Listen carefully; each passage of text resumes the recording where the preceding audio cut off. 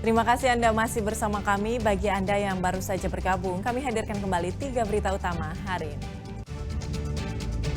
Kabur usai aniaya istri siri hingga kritis, pria asal Pangandaran dibekuk polisi. Kekurangan kelas setelah dipakai oleh sekolah rakyat, murid 2 hingga 3 kelas SLB Negeri A Pajajaran Bandung harus belajar dalam satu ruangan. Petani kopi Subang mengekspor kopi Robusta asli Subang ke Cina dengan nilai mencapai 4,3 miliar rupiah.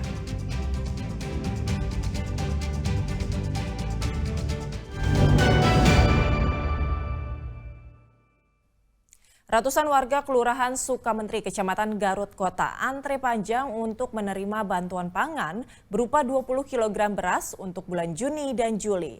Antrian terlalu panjang, sebagian warga tak sanggup hingga memutuskan untuk pulang.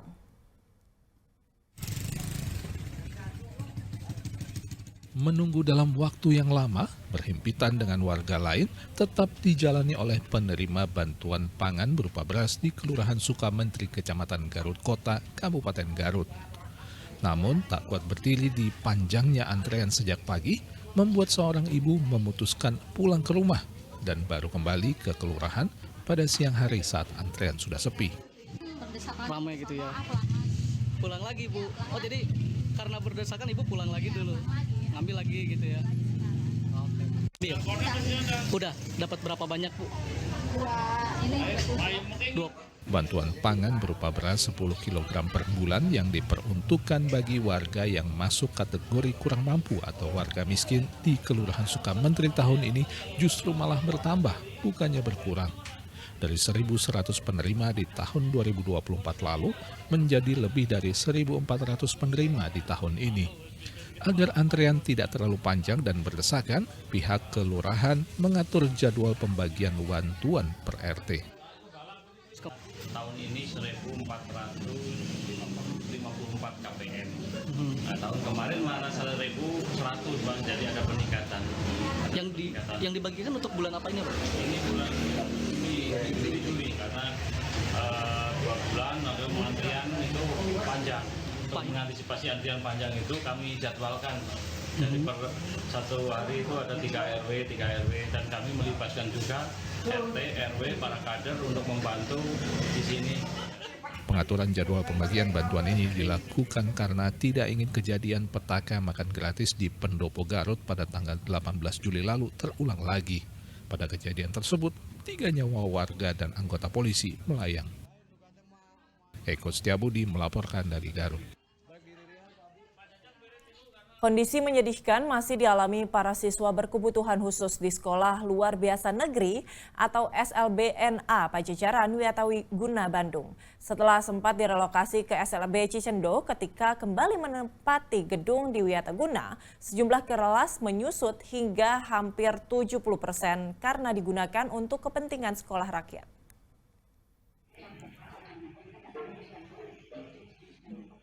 Siswa SLB Negeri A Pajajaran kini telah kembali menempati gedung semula di Wiataguna, Kota Bandung.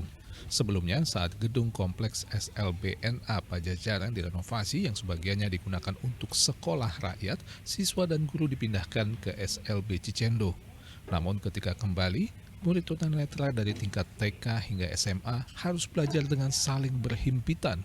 Satu ruangan bahkan terpaksa harus digunakan oleh lebih dari 2 kelas. Akibatnya sulit bagi anak-anak untuk berkonsentrasi belajar. Kondisi ini terjadi karena jumlah ruangan yang bisa digunakan berkurang. Dari awalnya 37 ruangan menjadi hanya 12 ruangan saja. Setelah relokasi dari SLB Cicendo ke SLB kembali ke rumah, ke SLB Pajajaran, sebetulnya tidak ada kendala karena sesuai dengan program di awal selama 2 bulan setengah. Dan tapi masalah kembali muncul ketika kembali ke rumah sendiri. Ternyata ruangan di rumah sendiri itu sangat kurang. Yang sebelumnya ada sekitar 37 ruangan, sekarang yang bisa digunakan hanya 12 ruangan saja untuk 4 jenjang TK, SD, SMP, dan SMA. Bisa dihitunglah marginnya dari 37 ke 12 ruangan. Gitu. Jadi ada satu ruangan diisi lebih dari 2 rombongan belajar. Sudah jelas pasti akan mengganggu karena anak-anak kami kan di sini berkendala dengan penglihatan. Jadi orientasi yang digunakan pendengaran. Nah, mungkin bisa dilihat juga ketika satu ruangan ada 2 guru berbicara, otomatis anak murid pun tidak akan bisa konsentrasi untuk pelajaran yang harusnya dia dapatkan. Orang tua para siswa SLB Negeri A Pajajaran kini memperjuangkan hibah lahan Wiataguna untuk SLBNA Pajajaran dari Kementerian Sosial ke Pemprov Jabar agar Dinas Pendidikan dan Kementerian Pendidikan Dasar dan Menengah bisa membangun kelas baru sesuai kebutuhan pembelajaran. Sebab saat ini dari 3 gedung yang tersedia hanya 2 gedung saja yang bisa dijadikan ruang kelas untuk siswa belajar, sedang 1 gedung digunakan untuk ruang kepala sekolah rakyat.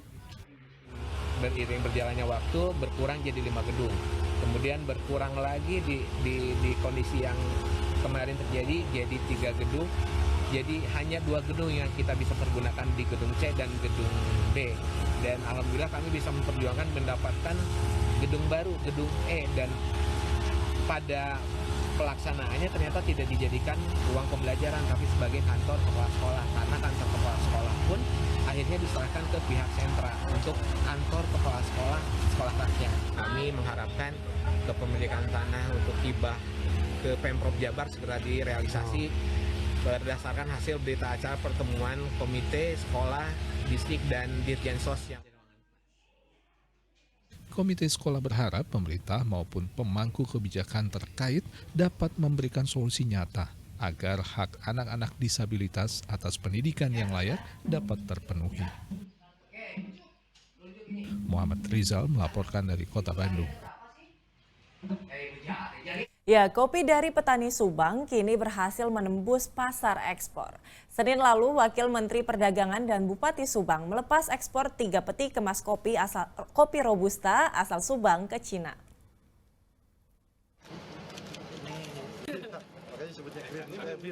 Petani kopi yang berhimpun dalam Koperasi Produsen Gunung Luhur Berkah Cisalak Subang Senin lalu mengekspor 3 peti kemas kopi Robusta asli Subang dengan tujuan negeri tirai bambu Cina dengan berat 57,6 ton.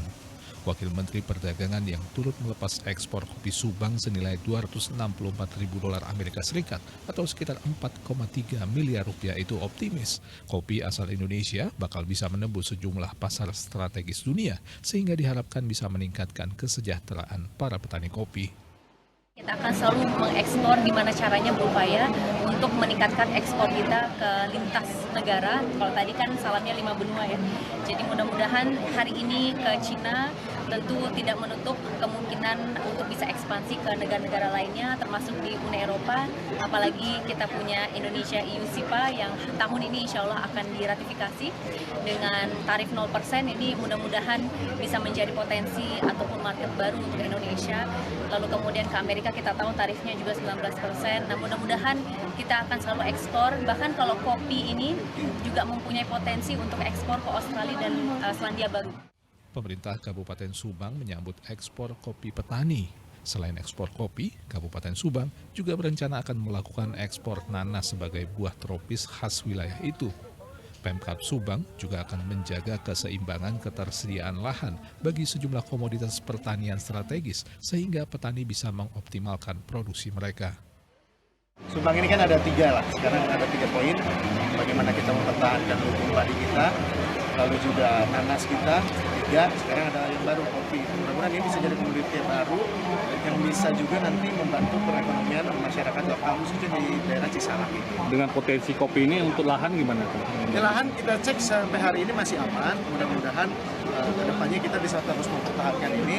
Tetap saya bagi-bagi semua.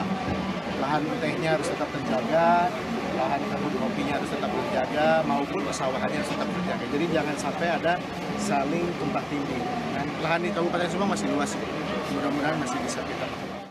Ekspor kopi Subang ke Cina adalah yang kedua selama tahun 2025. Sedang total ekspor kopi Subang sejak Agustus 2024 hingga Mei 2025 telah mencapai 47 kontainer dengan total nilai 4,6 juta dolar Amerika Serikat atau sekitar 75,4 miliar rupiah, di mana 90% kopi yang diekspor adalah jenis Robusta dan 10%-nya Arabica, dengan tujuan ekspor terbesar ke Arab Saudi dan Uni Emirat Arab sebanyak 70%. Zainal Arifin melaporkan dari Subang.